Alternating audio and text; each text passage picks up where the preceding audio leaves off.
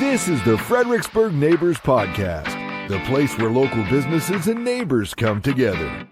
Here's your host, Dory Stewart. Welcome to another episode of the Fredericksburg Neighbors Podcast, where we share the stories of our favorite local brands. Today, I'm excited to introduce you to Emma and Paul Stoddard. They are the owners of Galvin's Delicatessen and Rivers End Speakeasy. Emma and Paul, welcome to the podcast. Thank you so much. Good to be here. Good morning. I'm excited for this. So let's start off by sharing with the listeners a little bit about your business. Yeah, so we have Galvin's Delicatessen at 216 William Street in downtown Fredericksburg. And then we have a Rivers End Speakeasy, which is like a cocktail bar and restaurant upstairs. Galvin's Deli is inspired by like a New York delicatessen. So we are sort of Jewish inspired, but we kind of, branch off of that a little bit as well. Our main focus is like just everything is from scratch, made in-house, corned beef, pastrami sandwiches. We do fresh turkey. We make fresh bagels every day, and baked goods and sides and all that stuff. Yeah. Amazing. So needed in the Fredericksburg area and very exciting. And you have a ton of 5-star reviews. So congratulations on your success. Thank you. Yeah. So tell me, how did you get into this? Tell me about the journey and what inspired you to open. I've been in Fredericksburg area since I graduated from Mary Washington in 2001. Basically worked in the restaurant business for the last 18 years. I was one of the co-owners of the Sunken Well Tavern.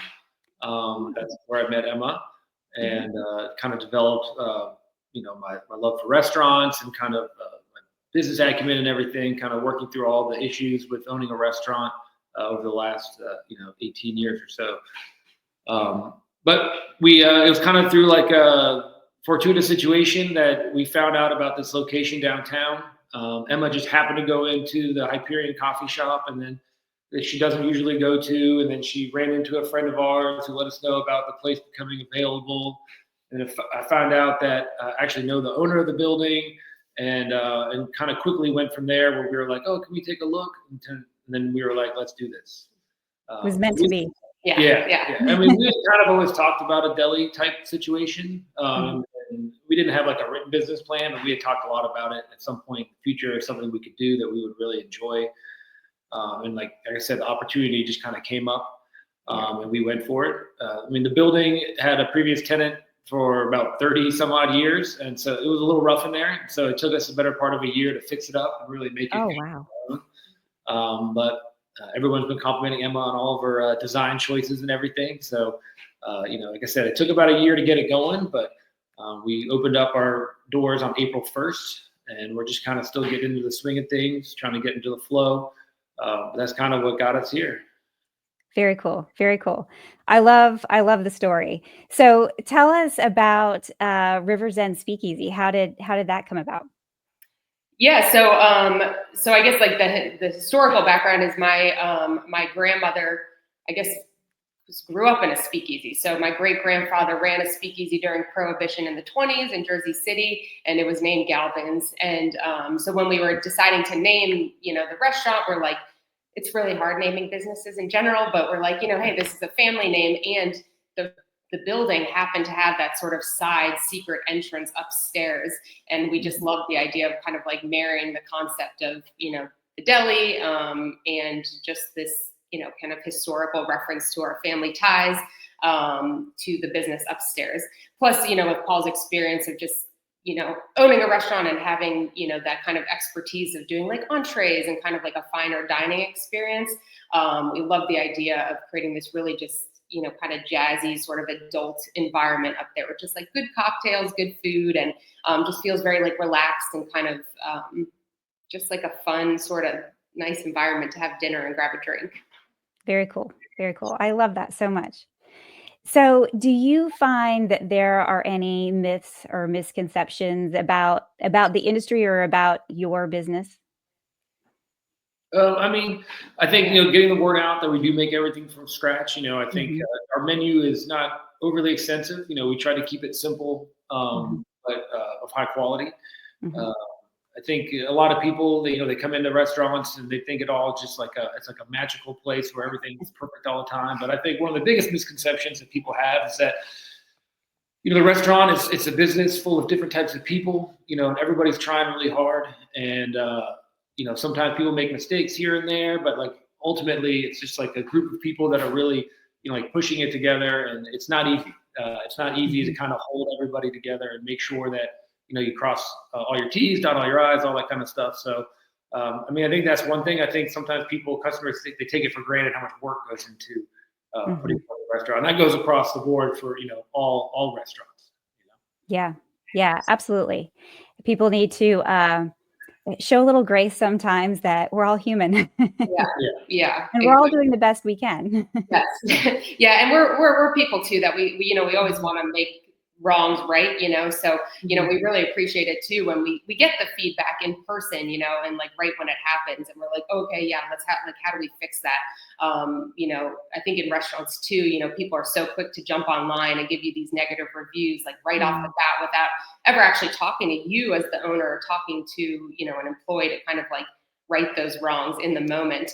And it's nice when somebody comes to you directly, hey, this happened, and we're like, oh, okay, I'm so sorry, like this is how we can fix it, so yeah, that's something we'd like to see more of, I guess. If we are doing something, that could be fixed, we want to fix it. Yeah, absolutely. And we used to do that back in the day. You would address things and work things out instead of immediately going online. And I know. Yeah. We've got a lot of good reviews. So, yeah, you do. So it's not that much of an issue. We have had a couple people who have called in, and said, "Oh, you forgot this, or you didn't do this," and we thank those people because we were able to adjust those things. And especially when you're a new business, I think being a new business is the hardest, because you have this idea of what you're going to be doing, and you don't have the reputation yet. Yeah, but then you get in there and things change, and you just have to kind of bob and weave, at least for the first couple of months, till you get comfortable. And get into a routine, and then you can be more consistent, and that's kind of how it moves along. Yeah. Well, you've done very well through the beginning stages and working out the kinks, because you have rave reviews. So congratulations. So can you describe a hardship or a life challenge that you have overcome that you feel like has made you stronger or better because of it? We were talking about that yesterday. We've been very fortunate not to have too many crazy life experiences, at least negative, in the last, 10 years or so since we've been together. And I think that right now, in this moment, is one of those experiences that we're going through, because we really have put everything into this. And so maybe in a year we come back on the podcast, we could tell you all about how we overcame it. But I feel like right now we're in it, and, we're doing everything we can. We're working really hard. I think that's all you can do. When things get difficult, you just gotta put your head down, have faith, and just keep working. Yeah, I think all entrepreneurs know, it's tough when you're like following your dreams, and those beginning stages of making that dream happen is difficult. So we're again just trying our best every day and hoping it all works out. Yeah. So kind of piggybacking off of that, is there some advice that you would give new entrepreneurs, maybe who are where you were a couple years ago and are thinking about starting the business of their dreams? Yeah. I think the biggest thing is obviously, it's not always going to be smooth sailing. So you got to kind of go into it knowing you're going to have days where things aren't going to go right. And you can't make everything right all the time. There's so many moving parts. You just need to always be moving forward towards your eventual goal. I think that's really important. And then you got to be able to sacrifice. When you open a business, it's way different than going into an office somewhere, getting a new job where you sit down and they tell you what to do, and you complete your tasks for the day, and then you're successful and you walk out the door. When you start a business, it goes with you everywhere. You think about it at night, you stress about the slow times, you're excited about the busy times, and you really just got to be consistent and just constantly, attack, at the best of your ability. Every day is a new adventure. There's a list of 40,000 tasks, and then the next day there's another list of 40,000 tasks. And you can't be too rigid. That's the thing. Like, so we opened up, we kind of changed our hours a little bit, trying to figure it out. we were opening up a little bit earlier, hoping people would come in and get the bagels, because we did notice that when there was another bagel shop opened up last year, they've closed down, but there were lines out the door for bagels, and they were getting them delivered. They weren't even making them. So we're making fresh bagels, and then we opened up a little bit early. Nobody came and got the bagels. We knew, you know what I mean? Like, so we thought that was going to be something that we were really going to focus on right off the bat. We thought that people would be coming in for the bagels. It's starting to pick up now. I think it's just more letting people know about it. I don't think people know that we're there. I think within our circle and our social media, we have a really good following and good friends and people in town. But there's another layer there that don't even know we're there, really. And that's kind of the challenge right now, is to kind of get our name out there, continue to do good jobs. We get good reviews, and people obviously want to come back. But those are kind of things that you got to be able to change. Pivot. You can't pivot with the business. You can't be too set in your ways. You gotta, the people really tell you what they want. And it's all about the customers and the community.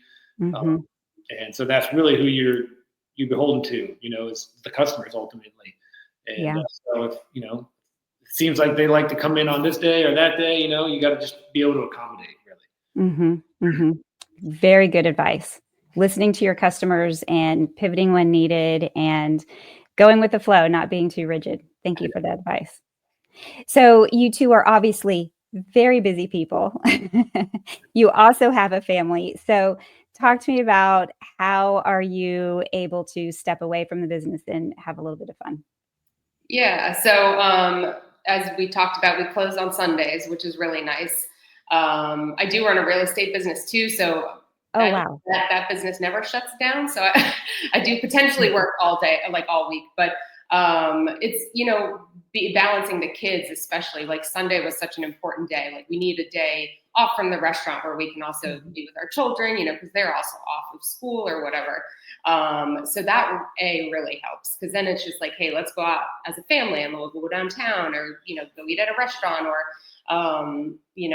at our house here, we love to garden and we have a pool. And so just those little things, that just taking those moments out when we are not at the restaurant to really like kind of be together and just kind of like have fun is really nice. Yeah. Nice. I'm glad you get that day off.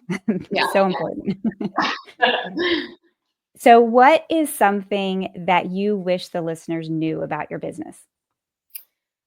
So, I think the bagels is a big one. Like we're making these fresh bagels. It's like, we're the only business right now making fresh bagels in-house, in the entire Fredericksburg area, as far as I know. So I think that's a huge side of it, that we'd love to have more people come in and come grab, we do like bagels with lox, we do bagels with cream cheese. Right now we're sort of limited with our toppings, but we hope to kind of grow that if the demand is there. And then, and again, just from scratch, like there's so much labor and like love that goes into every aspect of our menu. And that's for upstairs as well at the speakeasy. We're trying to use all local meats when we can find it, which is really nice. And just, higher end ingredients, and all the cocktails use all house-made syrups. And we're just trying to put out a good product, I guess. Yeah, and also, as far as the deli is concerned, like we're willing to come to you. Like, my goal every day is to sell as many sandwiches as possible. So if you call ahead of time, we can get a tray, a platter. Emma will deliver, or I'll deliver them to some, as long as you're local here in the Fredericksburg area. Yeah, we've been doing a lot of catering to businesses. So especially like the hospitals and the doctor's offices and even schools and teachers, they can't leave in the middle of the day. So, we've been accommodating deliveries and stuff for lunch during the week, which everybody seems to really appreciate, because it's, they can't always step out for 30, 45 minutes to pick up somebody. So we're happy to accommodate that as well. That's amazing. I love that. So you shared your address. So if someone wants to learn more about your catering, or just wants to maybe browse your menu, where can people find you? Yeah, so our website is galvinsdeli.com, and then same email address, galvinsdeli@gmail.com. Calling or emailing. Emailing is great, especially if you want to plan any like events. We do special events upstairs at the speakeasy. We've already had 5, 6 7 events up there, anything from like anniversary parties to birthday parties to we're hosting a brunch in a couple weeks. And then we're starting to also plan for like special, maybe ticketed events like wine dinners and like history nights and things like that. So always email us if you have a question or want to book something farther in advance. We look at our email 40 times a day. So yeah, we'll get back to you quickly. Wonderful. Wonderful. Well, Paul and Emma, thank you so much for joining me on the Fredericksburg Neighbors podcast. I appreciate you sharing your business with us. Yeah, thanks so much for having us on. Thank you so much. Thank you for listening to the Fredericksburg Neighbors podcast. To nominate your favorite local businesses to be featured on the show, go to fxbgneighborspodcast.com. That's fxbgneighborspodcast.com or call 540-534-4618.